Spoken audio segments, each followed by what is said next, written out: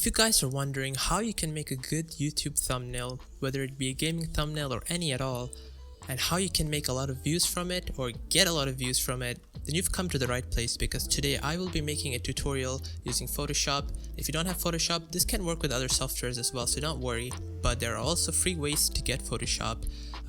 Just search around YouTube.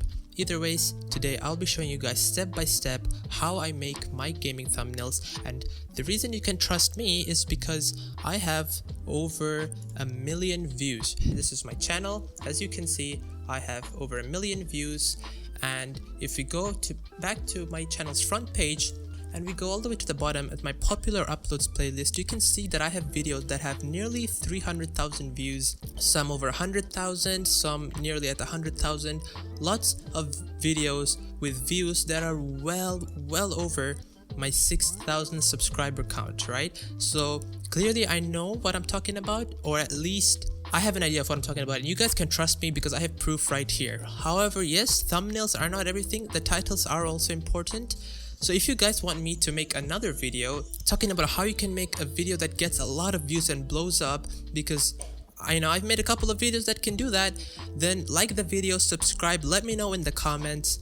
And without further ado, let's get started with the tutorial. So this video is not scripted at all. I'm just gonna go with the flow. Typically what I do is I just open Photoshop, I make a new file, and you want to use this resolution. It's 1280 by 720, okay?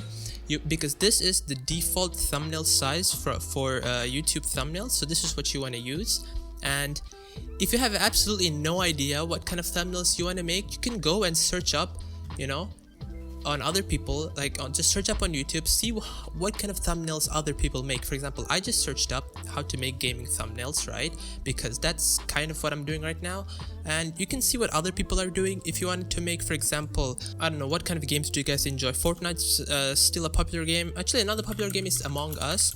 You can search thumbnails Among Us, or you can just, not even thumbnails, you can just search up the game itself, Among Us, see what kind of thumbnails other people make, see what works out for them, and you can make something similar. It's fine. Let's take a look at some of my popular uploads, right? If you notice, some of them are very simple. For example, this video from 4 years ago when I used to fingerboard, all it is just a picture of my fingerboard, right? That's all it is. So was it really the thumbnail? No, it wasn't. It was just what people wanted to see. I got lucky, and sometimes you just need luck. However, a lot of my other videos, the thumbnails are very important. For example, this video right here, the thumbnail was extremely important for this because it's kind of clickbait, but it's also not, because in the video I do shows, I stay true to my words and I show the certain spots. For example here, or if we take a look at this, yes, in this thumbnail, there is a certain aspect of it that, it's clickbait, right? I don't have that much money. However, in the video, I show people how to make $100,000 every 10 minutes. Of course, it's just a game. And in here, I make the clock with a bunch of $100,000 text, and I put this car here, which is like the most expensive car in the game. Yes, Roblox game, go ahead, make fun of me in the comments. Anyways, moving on, another video of popular of mine, also from Roblox Vehicle Simulator. It's not that, you see, there's not much going on. It's just a picture of the most expensive car in the game, and I just wrote what I wrote in the title, $360,000 in 10 minutes, and I just wrote that in the title. And titles are important, but if the thumbnail is bad, you might not get a lot of views. If a lot of people just, if their first impression is the thumbnail rather than the title, they might never read the title in the first place. Whereas if they read the title first and they look at the thumbnail and that is also good, they're way more likely to click on your video, right? I'm sorry that I dragged this on for very long, but this is very important and you need to keep this in mind. Now, as to how I actually do this, so after I've opened up the file, typically what I would do is I would open up the game you just filmed. You can open the gameplay file and you can just, find a nice looking scene. You know what, this is not a bad scene, right? So you can just take this, for example, and you just screenshot it. Now you can just paste it into Photoshop, right?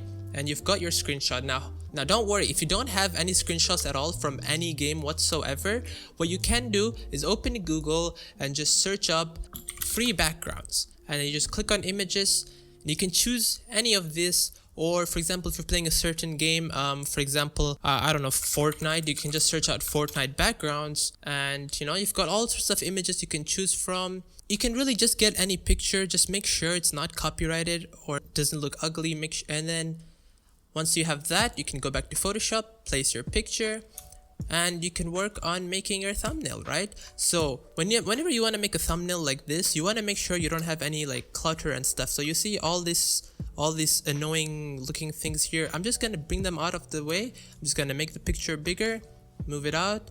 By the way, the reason it's extended like further out is because I have dual monitor, so just don't mind that.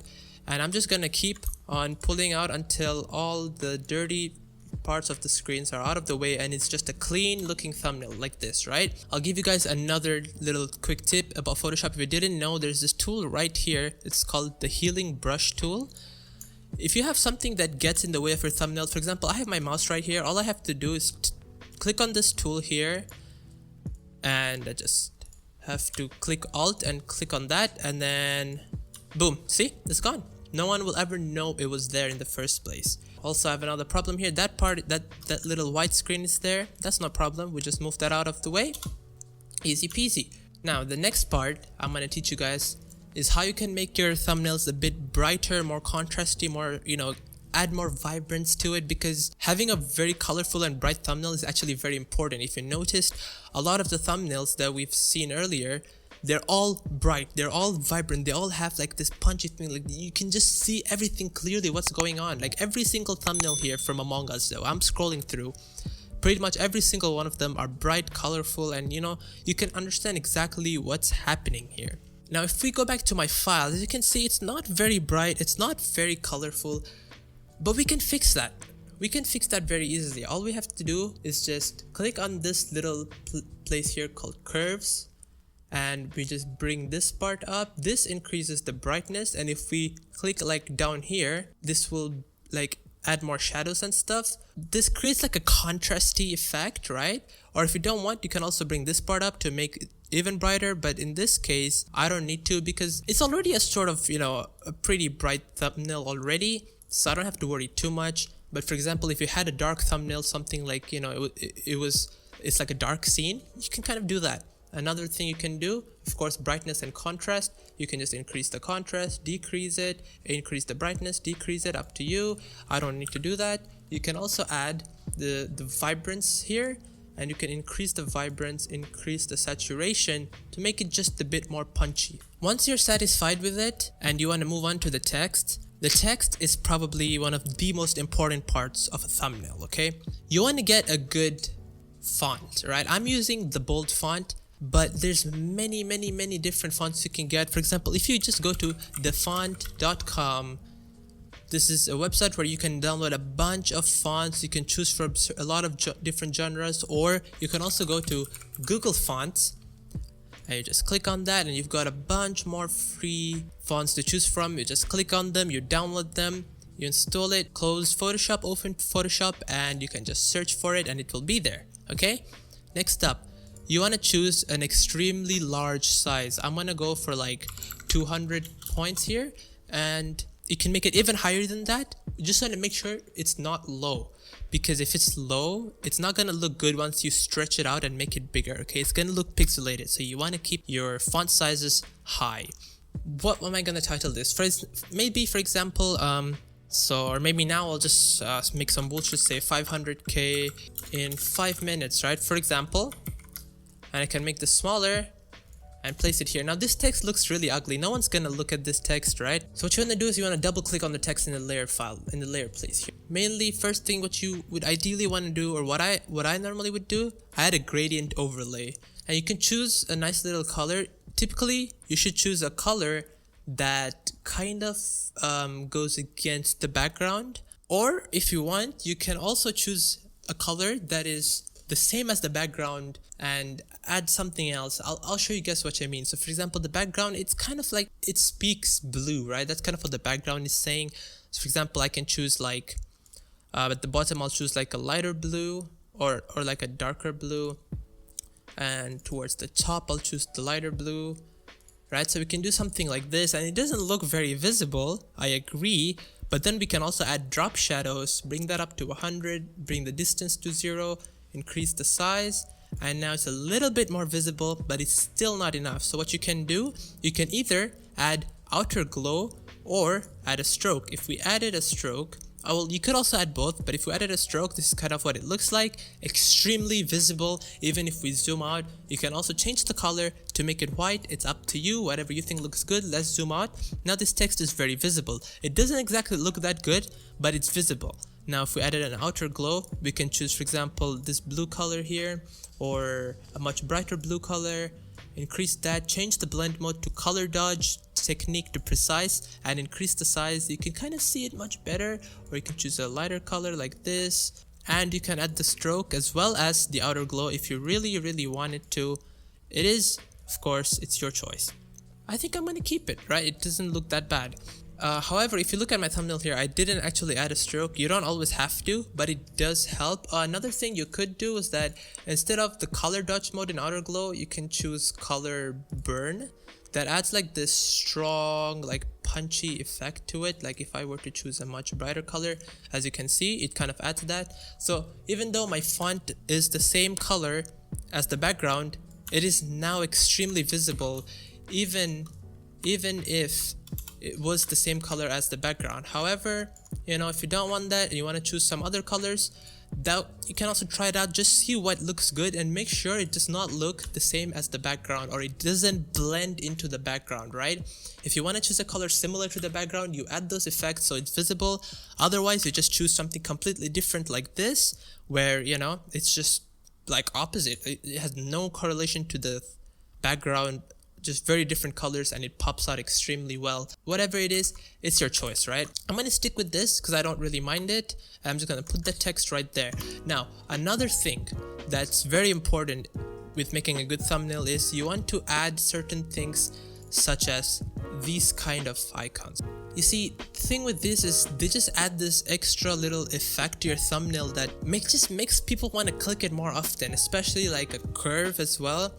These curved arrows, well, it doesn't have to be curved, but just a red arrow in general, it really adds this thing that just works so well for clickbaiting people.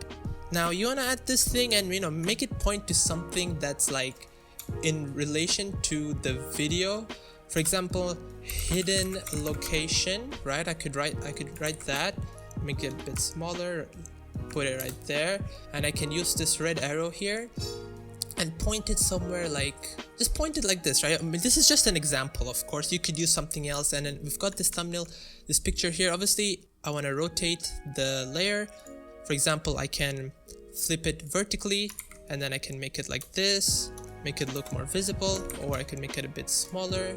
And of course, if you want to make the arrow more visible, you can also go back to the layer style, add drop shadow, you can add outer glow, you can add more strokes to it, whatever you want to do to make it more visible. Again, like I said, you can also use these other things such as this, for example, and you can bring this right below that. So I can put this like right there.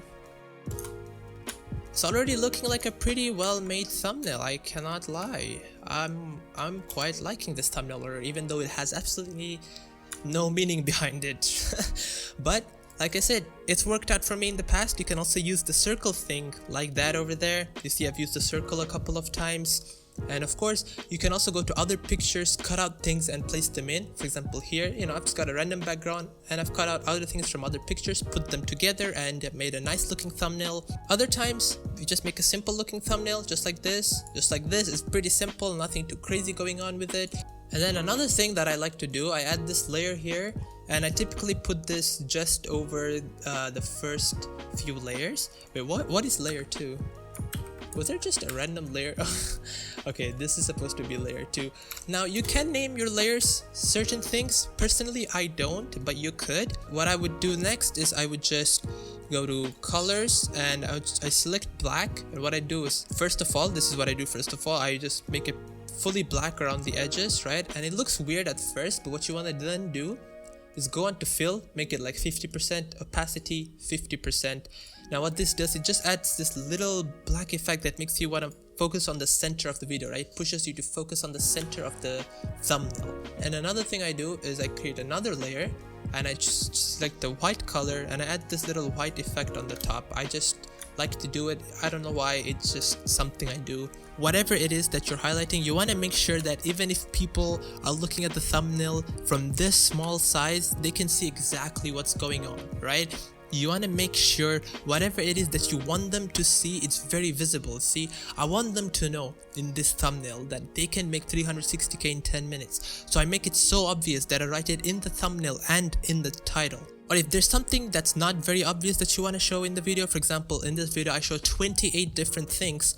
I select one of the thing I'm showing and I choose one of the best ones because it just, you know, it's vibrant, it's a vibrant, bright place. You can look at everything, and there's also a small factor of mystery. Like, I'm just circling that place. People will see the thumbnail, they'll be like, what is that? How do you get up there? Like, what is this video?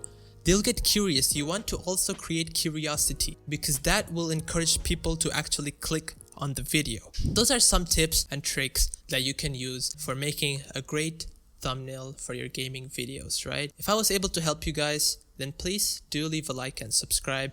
Also, obviously, once you're done making it, you want to save it as JPEG to wherever you want and just save it in the highest quality and slap it in your video. If you guys want me to make another video on how to make good titles, good tags, and how to get your videos discovered, you know, just how to get a lot of views on YouTube, then do leave a like, subscribe, let me know in the comments. You know, my channel is dying, rather it's pretty dead, so I do need your guys' help for this. And that's pretty much it. I'll see you guys in the next video. Peace out.